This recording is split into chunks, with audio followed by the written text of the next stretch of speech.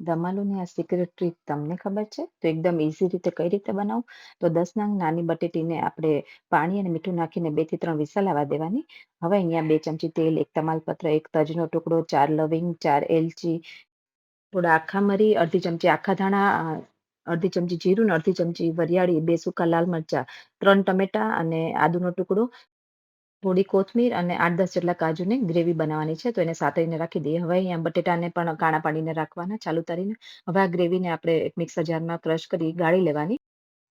6 ચમચી જેટલું તેલ મૂકી આ રીતે બટેટાને શેલો ફ્રાય કરવાના. એ જ તેલમાં ગ્રેવી નાખી, મીઠું નાખી દેવાનું, 1 ચમચી મરચું, 1 ચમચી ધાણા જીરું નાખી, તેલ છૂટું પડે ત્યાં સુધી થવા દઈએ અને પછી અડધોથી 1 ગ્લાસ જેટલું પાણી નાખી થોડીવાર ઉકળવા દેવાનું. પછી આ બટેટા નાખી થોડીવાર ફરી ઉકળવા દઈએ ઢાંકીને.